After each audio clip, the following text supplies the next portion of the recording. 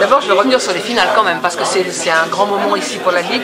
Et pour nous, c'est très important que la Fédé soit présente sur des événements régionaux comme ça, sur des finales ou autres, d'ailleurs des événements de football féminin et d'autres événements.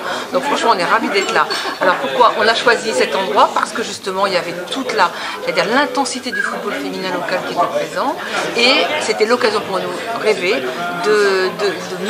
d'exposer l'histoire des équipes de France féminines. Pourquoi? Parce qu'on a la Coupe du Monde qui arrive très vite, la Coupe du Monde des U20 qui a lieu en Bretagne. Notre idée, ça a été de faire connaître au grand public, aux gens, mais aussi aux joueuses, et les joueuses d'Atlantique et surtout des Pays de la Loire, j'espère viendront la voir demain, de faire connaître l'histoire des sélections de jeunes. Ça a 20 ans cette année, en 98, il y a eu le premier championnat d'Europe U18, aujourd'hui on arrive en 2018 avec une équipe U20 qui va défendre les couleurs de la France, et bien ce musée raconte toute cette histoire.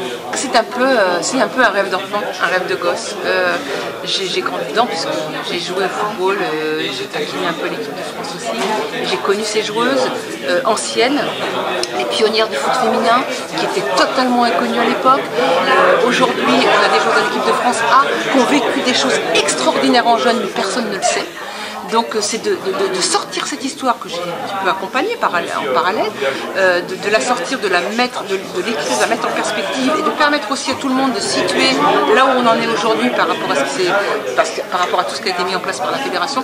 Je trouve que c'était le moment idéal et pour moi c'est un grand bonheur parce qu'on fait ressortir quelque chose que personne ne connaît et aussi on donne aux joueuses l'occasion de se faire connaître sous un autre jour. Et dans cette expo itinérante, est-ce que tu as un coup de cœur ou 2-3 objets toi qui te touchent particulièrement ou elles ont tous leur importance finalement?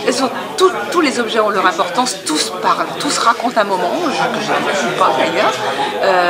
Il y a le premier maillot de Hélène Pojon qui est une joueuse de sélection de jeunes de 1904, de la première équipe de sélection de jeunes officielle en U18 en 98. Elle a donné son maillot, elle a donné sa médaille, elle a donné des articles de presse.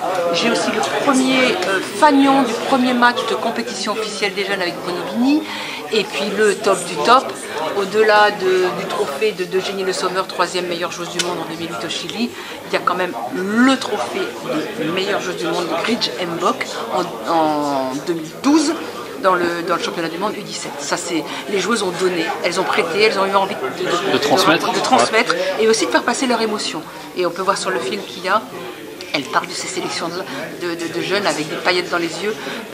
Élise Bussaglia a dit, jouer pour la première fois, même en jeune, sous le maillot de l'équipe de France, ça donne des papillons dans le ventre, comme quand on tombe amoureux. Je trouve ça génial. C'est la plus belle des phrases finalement, ouais. Ouais, c'est la plus belle des phrases. C'est une exposition de football, pas qu'une exposition, forcément c'est le football des femmes, des filles, mais c'est une exposition de football, et tout passionné de football, quand il voit ces trophées de champion du monde, champion d'Europe, ces trophées de meilleure joueuse, ces médailles d'or, tout passionné de football, forcément, on ne peut que, à mon avis, être intéressé, en tout cas j'espère.